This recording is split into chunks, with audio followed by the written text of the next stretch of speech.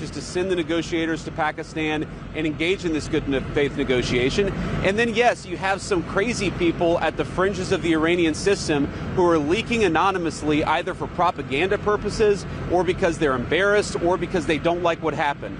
And the final point, when I say they don't like what happened, what we know is that the United States accomplished its military objectives. What we know is the United States could have imposed significant additional military and economic costs on Iran and still has the capacity to do so. But we thankfully, at this point, I think, have a ceasefire, thanks to the leadership of the President of the United States. We have the Iranians promising to open the Straits of Hormuz, and we have a negotiation that's supposed to start this weekend. That's the truth. I think it's a good first step. We're going to see if we can make more progress here in the days to come. Can I ask you about Lebanon? Go ahead, yeah. Because there seems to be a disagreement about whether Lebanon was included in this proposal. And the Speaker of the Parliament, who you're going to sit across from the table from in Islamabad, has just said that he thinks negotiations would be unreasonable while that war is ongoing. So would you ask Israel to hold off strikes to allow some space for these talks? Well, first of all, I know there's been some conversations between the Israelis and the leadership of our country today. I haven't been involved in that because I've been busy doing stuff in Hungary. I'm actually supposed to get an update when I get on the plane. But let me say a couple things. First of all, I actually think, and there's a lot of bad faith negotiation and a lot of bad faith, propaganda going on.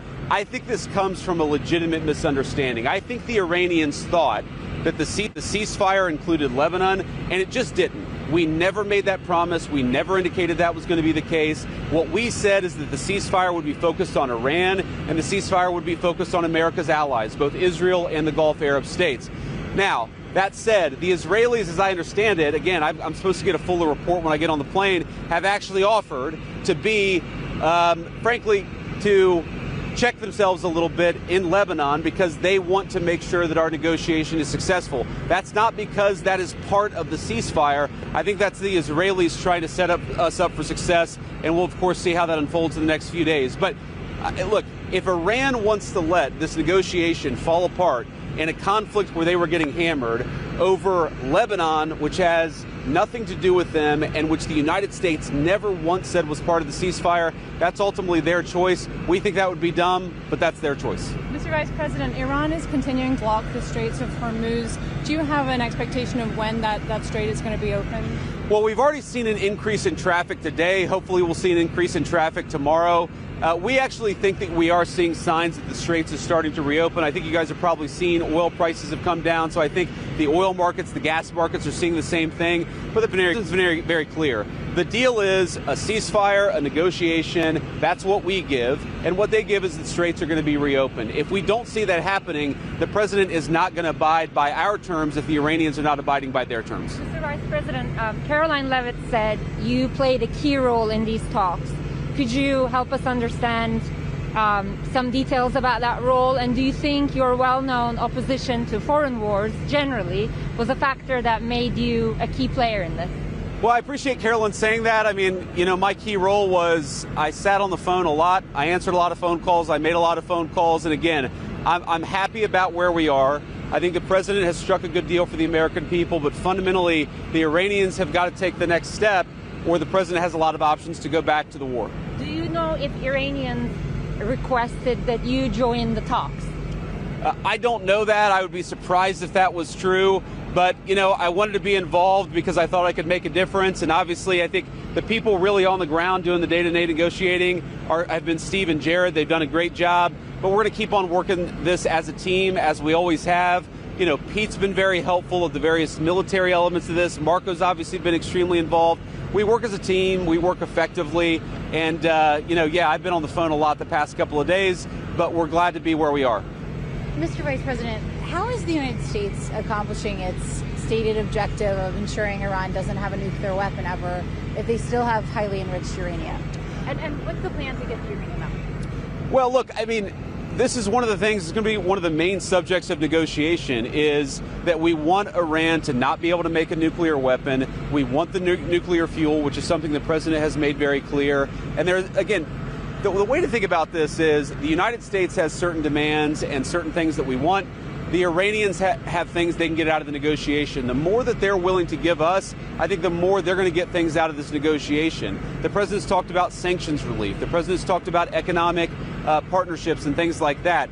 That's not going to happen unless the Iranians make a firm commitment to stop anything close to the development of a nuclear weapon. And frankly, the president has all the cards here. We've got a lot of leverage. We've got a lot of things that we can do. But right now, I think that we're in a good spot. Is the threat to wipe Iranian civilization off the map still on the table? And is it fair to keep 90 million Iranians under that threat for the actions of their leaders? Well, look, the leadership is really to blame for the condition of the country in Iran. The president of the United States has made very clear that the United States has a lot of leverage here. We have economic leverage. We've got military leverage. What he's trying to do is make sure the American people are safe and strike a deal that's good for the American people. I encourage the Iranians to come to the table seriously. We've seen some signs that they're going to do that. We've seen some signs of bravado.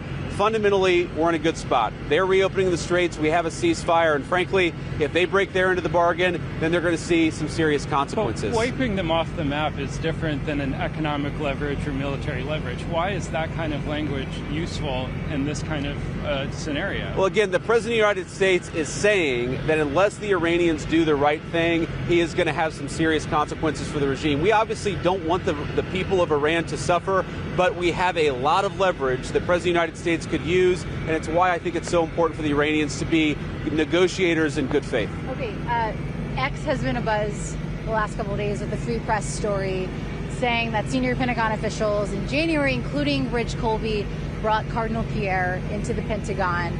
Brought who? Cardinal Christophe Pierre into the Pentagon. I haven't seen this story, unfortunately. And essentially the reporting by the Free Press is that they told him that the American military has a lot of might and they can do whatever they want, and the church should get on its side. Does that message sound correct to you? Is that something you would sign off on? So one, I with no disrespect to the Cardinal, I don't know who Cardinal Christophe Pierre is. He's the ambassador to the Holy See and the U.S. Oh, okay. I've met him before. Sorry, I just didn't remember the name.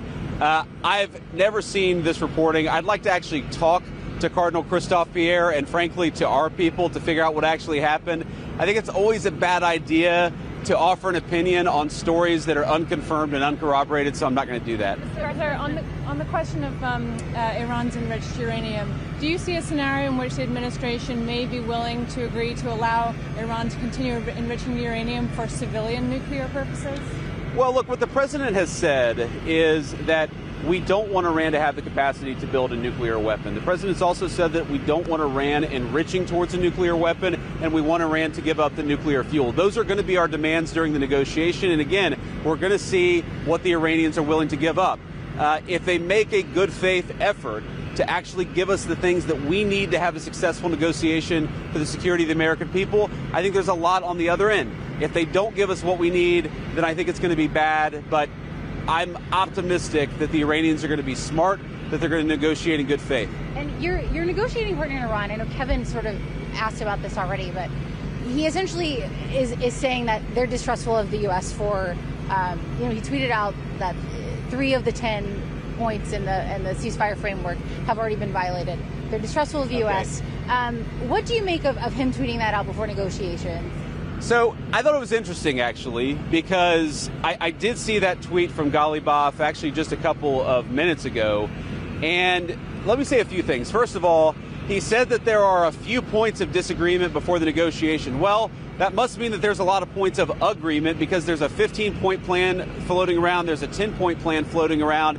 If he's frustrated about 3 issues, that actually means that there's a lot of agreement. That's point number 1.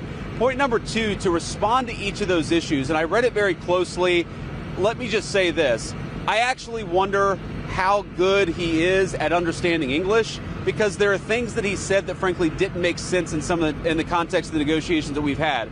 But to address the 3 points, first of all, he talked about an attack that had allegedly happened on Iran and how that was a violation of the ceasefire.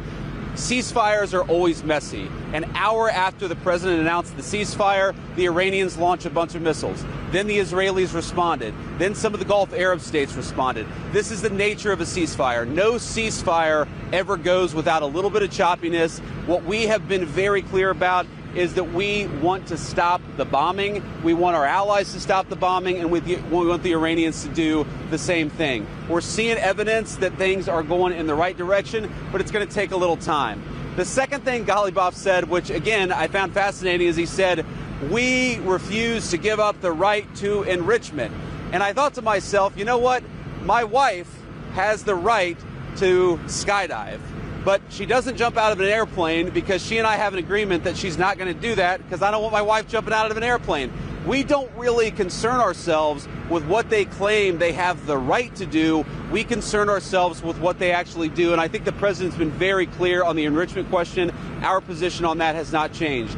I think the third thing that he said was Lebanon. Okay, and again, I actually think that is a reasonable misunderstanding, but neither us nor the Israelis said that that was going to be part of the ceasefire. Again, we're working with people to try to get through some of these things, but it's really fundamentally, we're on the right track.